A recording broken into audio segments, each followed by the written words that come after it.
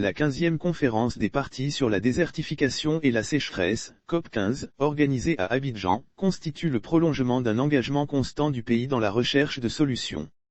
La COP15, événement historique qui accueille plus de 5000 participants issus de 197 pays, sera marquée par deux grands sommets. Notamment, le sommet des chefs d'État et le sommet dit Une seule planète. Le président de la République, Alassane Ouattara, a présenté à ses pairs et invité l'initiative d'Abidjan appelée Abidjan Legacy Programme. L'initiative d'Abidjan, de quoi s'agit-il? L'initiative d'Abidjan est une réponse de la Côte d'Ivoire à la problématique abordée par la COP15. L'initiative d'Abidjan a pour objectif de mobiliser entre 600 millions et 1 milliard de dollars auprès des bailleurs de fonds, lors de la COP15. Elle a pour objectif de mobiliser entre 600 millions et 1 milliard de dollars auprès des bailleurs de fonds, lors de la COP15, pour restaurer les terres dégradées et augmenter durablement la production agricole en Côte d'Ivoire à l'horizon 2030 à 2050. L'initiative d'Abidjan devrait donc contribuer à un changement structurel de l'économie agricole ivoirienne et à la croissance économique, tout en réduisant les niveaux de pauvreté dans les zones rurales. L'initiative d'Abidjan vise à l'accroissement exponentiel de la production agricole, rente et vivrier, durable à l'échelle de la Côte d'Ivoire et de la sous-région, tout en préservant les fonctions écosystémiques des sols et autres facteurs de production.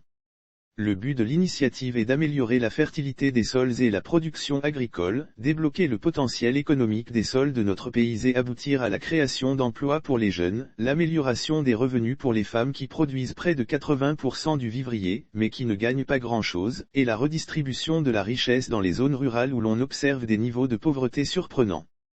Environ 60% du territoire ivoirien et près de 100% de la partie nord du pays sont affectés par la problématique des terres dégradées car, selon les experts du système des Nations Unies, ce sont environ 60% du territoire ivoirien et près de 100% de la partie nord du pays qui sont affectés par la problématique des terres dégradées.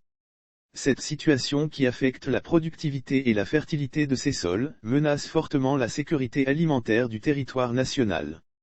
Lire aussi Côte d'Ivoire. Patrick Hachi présente l'initiative d'Abidjan, la solution pour une sécurité alimentaire. Pourtant, l'agriculture constitue un pilier majeur de l'économie de la Côte d'Ivoire et représente près un quart, du produit intérieur brut, PIB, et plus de 75% des exportations.